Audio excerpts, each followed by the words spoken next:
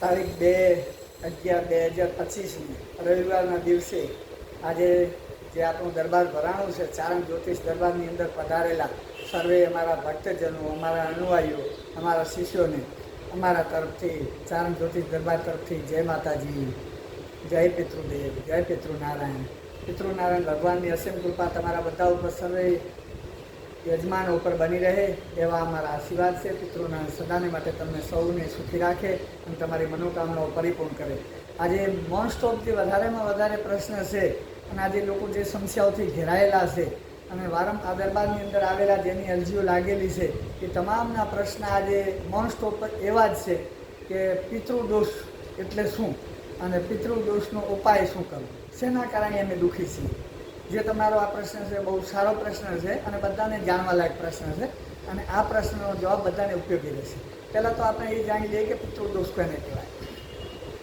હવે પિતૃદોષ એટલે તમે કોઈ પણ કામ કરો એ કામની અંદર તમને સફળતા ના મળે, ગમે ત્યાંથી તમે કોર્ટ કચેરીથી ઘેરાયેલા રહો, કોઈ પણ કાર્ય કરો એમાં તમને સિદ્ધિ ના મળે, તમારું ઘર અથવા તમારું રેસિડન્ટ એરિયા જે છે કે તમારું ધંધાનું સ્થળ છે, ફેક્ટરી છે, દુકાન છે, ઓફિસ છે, જે કંઈ ગોડાઉન છે ત્યાં કને કુદરતી રીતે એક પીપલનું વૃક્ષ દિવાલોમાં ઉગી નીકળશે. જો તમારે ત્યાં પિતૃ તરીકે કોઈ આત્મા ભટકતો હશે અથવા તમે જે જગ્યા, જમીન, ગોડાઉન, દુકાન, ઓફિસ કે રેસિડન્ટ એરિયા માટે ફ્લેટ, ઘર, બંગલો, ટેનામેન્ટ, રો હાઉસ કંઈ પણ ખરીદેલું છે એની અંદર જો પીપળાના વૃક્ષો તમને દેખાય તો સમજી લેવું કે તમારા ઘરમાં અને આ જગ્યા ઉપર કોઈ પણ આત્માનો હાવી છે. આ આત્મા અહીંયા હાવી થયેલો છે એટલે તમારા પિતૃદોષ તરીકે અહીંયા એ માટીની અંદરથી આર પાર ઉગી નીકળેલું એક પીપળનું વૃક્ષ જે તમને લાઈવ દર્શન આપે છે એ તમારા પિતૃદોષની મોટામાં મોટા નિશાની. બીજું, તમે કર્જમાં સદાને માટે ડૂબેલા રહેશો. તમારે ત્યાં કોઈ પણ લગ્ન લાયક દીકરી, દીકરા કે તમે પોતે હશો, બરાબર, તો તમારા મેરેજ નહીં થાય, થશે તો બહુ લાંબી ઉંમરે થશે તો એ મેરેજ જીવન તમારું ટકશે નહીં. જો પિતૃદોષ છે તો ડાયવોર્સ થઈ જશે અથવા એ લોકો સુસાઇડ કરશે, આત્મહત્યા કરશે, આવી કોઈ પણ ઘટનાઓ ઘટશે. કાં તો તમારા સંતાન મેરેજ થઈ ગયું અને ટકી ગયું તો પછી તમારે ત્યાં સંતાનો થશે નહીં, સંતાનોના પ્રોબ્લેમો બધાને ઊભા થશે. જેને પિતૃદોષ છે તેને, અને જો કદાચ સંતાન થાય તો એને મોસ્ટ ઓફ વધારેમાં વધારે દીકરીઓ થશે, દીકરાઓ ઓછા થશે. જેના ઘરમાં વધુ દીકરીઓ પેદા થાય એટલે સમજી લેવાનું કે તમારે ત્યાં પિતૃદોષ છે. અને પિતૃદોષ તમારે જે છે એ કોઈ પણ સ્ત્રી પક્ષનો છે. તમારે ત્યાં સ્ત્રી આત્મા ભટક્યા કરે છે જેથી કરીને તમારે ત્યાં વારંવાર સંતાન પેદામાં સ્ત્રી દીકરી તરીકે જ એને અવતરવા દે છે, દીકરા તરીકે એને અવતરવા દેતા નથી. કોઈ પણ આત્મા તમારે ત્યાં દીકરા તરીકે સંતાન અવતરતું નથી, પેદા થતું નથી તો સમજી લેવું કે જો દીકરીઓથી તમારું ઘર ભરાઈ જાય છે તો તમારે સમજવાનું કે તમારા પિતૃદોષ છે. પછી ધંધાની અંદર મોટી ખોટ આવે, દેવાના તમે દાસ બની જાઓ, આડોશી પાડોશી તરફથી તમારે ઝઘડો ના કરવો તેમ છતાં તમારે વારંવાર એ લોકો સાથે ઝઘડા થઈ જાય, તમે શાંતિથી જવાબ આપતા હો તેમ છતાં એ લોકો તમારા ઉપર એફઆઈઆર દર્જ કરી દે, એફઆઈઆર નોંધાવી દે, પોલીસ સ્ટેશનમાં તમારા ઉપર કેસ દાખલ થાય, તમે કોર્ટ કચેરીથી ઘેરાયેલા રહો. આવી બધી સમસ્યાઓ જે છે એ મોસ્ટ ઓફ પિતૃદોષના લક્ષણો છે.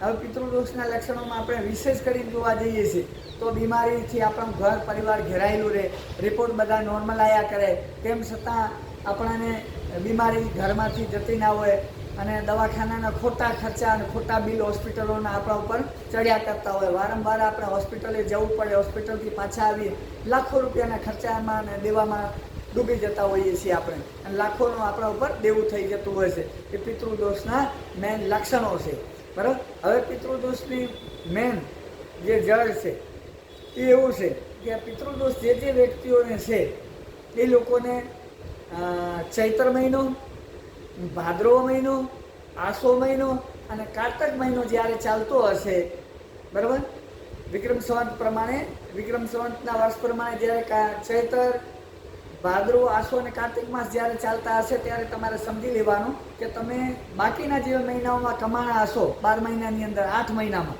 એ આ 4 મહિનાની અંદર તમારે ગુમાવવાનો થશે. કરોડો રૂપિયા કમાણા હશો તો તમારે આમાં ગુમાવવા પડશે.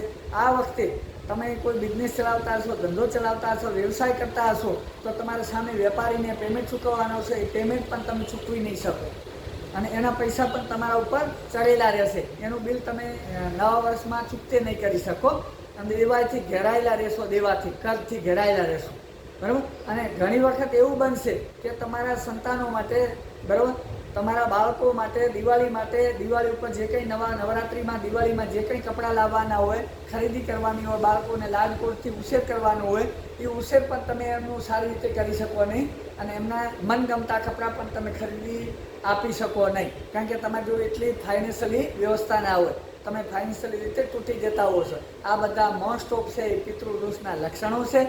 અને જેને આવા પિતૃદોષોના લક્ષણો દેખાતા હોય, તમે જ્યારે પણ ઘણી વખત જોજો, તમે જમવા બેસતા હશો એટલે પહેલાં જ કોળે તમે આમ ભોજન તમારે ત્યાં મૂકવામાં આવે, થાળીમાંથી તમે આમ કોળિયું ભરો, કોળિયું મોંગાડી લેજો એટલે તમને એની અંદર વાળ જોવા મળશે, માથાના વાળ એની અંદર આવશે. ગમે એટલી સ્વચ્છતાથી ભોજન બનાવવામાં આવ્યું હોય ગૃહિણીએ કે જે ઘરની માતા બહેનોએ જે રસોઈ બનાવી હોય, એ રસોઈની અંદર તેમ છતાં એ વાળ ઉડીને ગમે ત્યાંથી તમારા ભાણામાં જ આવશે, જે પરિવારને પિતૃદોષ છે.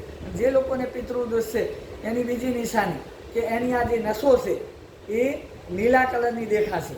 આ નસો બધી છે એ તમારે નીલા કલરની દેખાશે તો સમજી લેજો કે તમને પિતૃદોષ છે. પિતૃદોષની છાયા તમારા ઉપર પડેલી છે.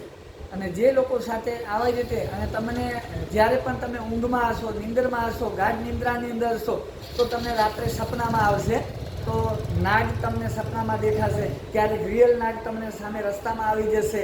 આવી રીતે નાગના દર્શન થાય, થોડી વારમાં એ નાગ ગાયબ થઈ જાય, ઘરમાં નાગ આવી જાય.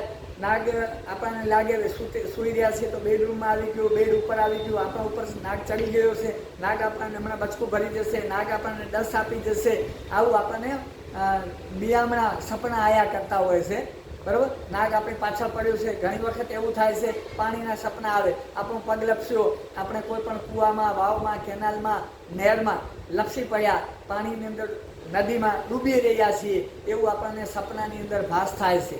તો સમજી લેજો કે તમારે ત્યાં કોઈ પણ મૃત આત્મા પાણીમાં ડૂબીને આત્મહત્યા કરેલી છે અને અવગતે ગયેલું જીવાત્મા છે, આવું સમજી લેવાનું. સર્પદંશના જો તમને સપના આવતા હોય તો સમજી લેજો કે તમારે ત્યાં સર્પદંશથી મૃત્યુ થયેલું કોઈ પણ આત્મા છે, જે પ્રેત આત્મા અત્યારે વાયુ સ્વરૂપે તમારી આજુબાજુમાં આભામંડળની અંદર ભટકી રહ્યું છે વાયુ સ્વરૂપે, અને તમારી પાસે અપેક્ષાઓ રાખે છે. હવે એક જ પરિવારના ઘણા બધા સદસ્યો હોય, એમાં બે ભાઈઓ હોય, તો એક ભાઈ સુખી સંપન્ન હોય, એક ભાઈ દુઃખથી ઘેરાયેલો હોય, એને જ આવા પિતૃઓના કેમ લક્ષણો દેખાતા હોય છે, બીજાને નથી દેખાતા? એનું કારણ એક છે કે એ ભાઈ કોઈ પણ રીતે છુપી રીતે એ એનું બાપનું, એના પિતૃઓ પાછળનું કર્જ ચૂકતે કરાવતા હોય છે અને ભાઈને કહેતા નથી. કારણ કે આજે શું છે, લેડીસોનો કારણે ઘરમાં કજિયા કંકાસો વધી ગયા છે, બંને ભાઈઓ વચ્ચે પ્રેમ ભાવનાઓ દેરાણી જેઠાણીના લીધે રહેતું નથી. એ દેરાણી જેઠાણીના ઝઘડાઓના મૂળના કારણે કે સાસુ અને વહુના ઝઘડાઓના મૂળના કારણે બે ભાઈઓ વચ્ચે સંપ રહેવું જોઈએ, અને બંને ભાઈઓ સંપી કે પરિવાર આખું હોય સંપીને પિતૃકાર્યની અંદર બેસીને નારાયણ બલિ, પંચનારાયણ બલિમાં નારાયણ બલિ કરાવવા માટેનું જે કંઈ પિંડદાન, ત્રિપુરણી કરાવવા માટે જે બેસવાનું હોય છે, એની અંદર બધા ભાઈઓ નોન સ્ટોપ બેસી શકતા નથી, બરાબર. અને વિખવાદના કારણો પર મેન પિતૃદોષ હોય છે. પણ જે સમજદાર હોય છે, જે સમજે છે કે મારા બાપ તરફથી મને મળેલું જો જમીન છે તો સીધી લીટીના વારસદાર તરીકે 10 વીઘા જમીન હતી તો બે ભાઈઓમાંથી 5-5 વીઘા જો સીધી લીટીના વારસદાર તરીકે મને મળી છે. મારા બાપના 2 કરોડ રૂપિયા એકાઉન્ટમાં હતા કે 2 લાખ રૂપિયા એકાઉન્ટમાં હતા, બંને ભાઈઓને 1-1 લાખ રૂપિયા આવ્યા છે. જો આ રીતે તમને ભાગીદારીમાં પૈસા મળતા હોય, ધન મળતું હોય, મિલકત મળતી હોય, 2 મકાન હોય, 2 બંગલા હોય, 2 દુકાનો હોય, એ બધામાંથી જો એક તમને મળી રહેતું હોય બંને ભાઈઓને, તો એ જે બાપનું દેવું છે એના પર તમે ભાગીદાર બનો છો તો દેવું પણ તમારા ભાગે આવશે. એવી રીતે બાપના કંઈ પણ પાપ છે, એમણે જે આ ધન કમાયું છે ધંધા બિઝનેસથી, એમાં એમનાથી જે કંઈ પણ પાપ થઈ ગયું છે એ પાપ પણ તમારા ભાગે આવવાનું ને આવવાનું.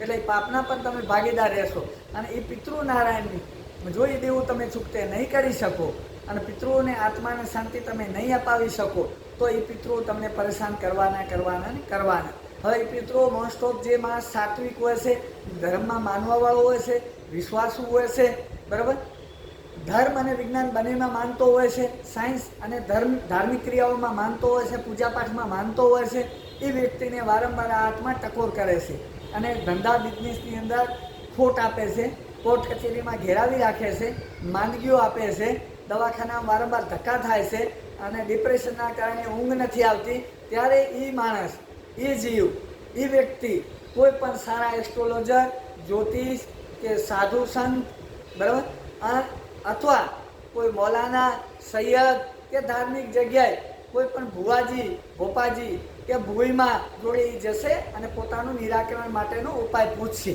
હવે સામેવાળા વ્યક્તિ કેવા છે એ તમને કેવું નિર્ણય આપી શકે છે એ ડિસિઝન તો સામેવાળા વ્યક્તિ ઉપર રહેશે, બરાબર.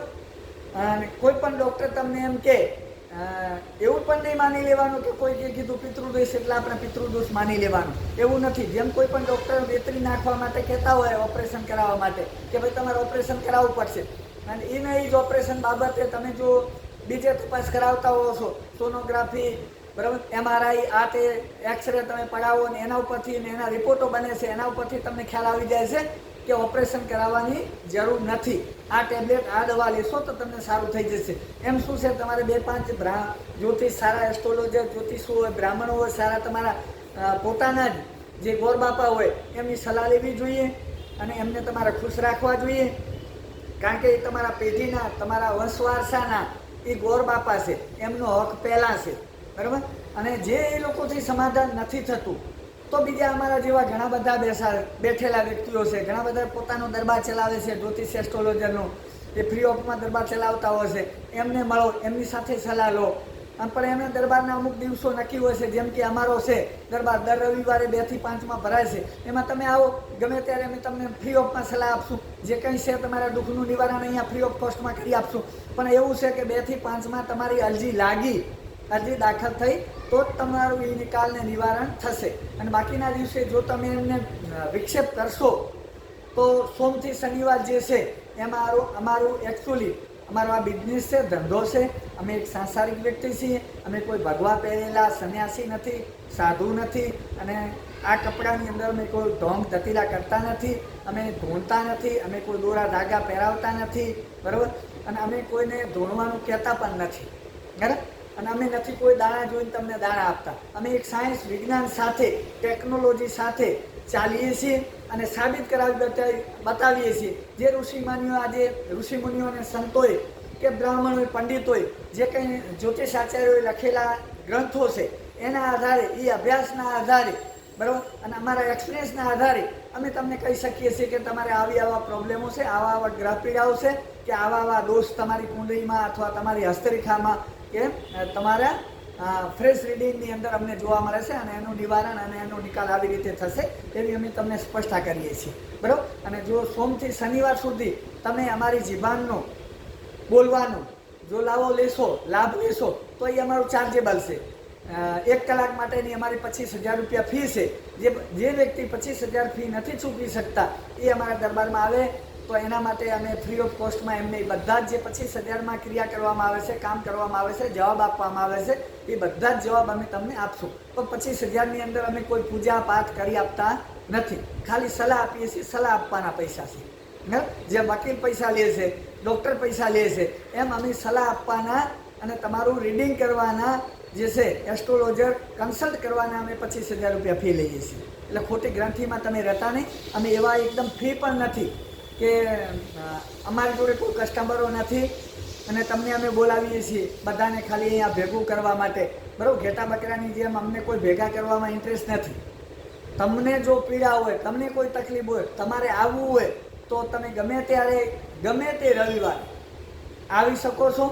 આગળના દિવસે શનિવારે અમને કોલ કરો અને રવિવારે 2 થી 5 આવો. 2 થી 5ની અંદર તમારી અરજી અહીંયા લગાવવામાં આવશે.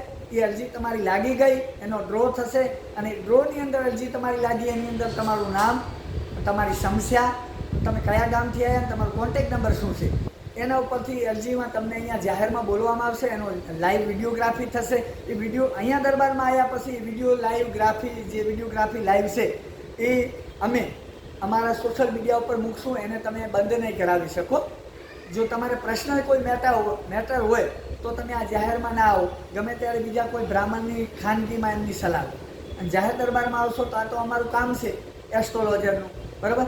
અને અમારા દરબારમાં જે કંઈ આવશે એની વિડીયોગ્રાફી થશે, વિડીયોગ્રાફી છે એ લાઈવ થશે, એમાં તમે અમને મનાઈ નહીં કરી શકો, રોકી નહીં શકો. અને તમે કહેશો તો પણ એ અમે બંધ નહીં કરીએ, બરાબર. એટલે એ વિચારીને તમારા દરબારમાં આવવાનું, તમારા પ્રશ્નો કરવાના, પ્રશ્નો તમારા યોગ્ય હોવા જોઈએ અને યોગ્ય પ્રશ્નોનો તાત્કાલિક તમને ઉત્તર આપવામાં આવશે. સર્વે ભક્તોને, સર્વ અમારા અનુયાયીઓને, મારા ભક્તોને જય માતાજી, જય પિતૃનારાયણ.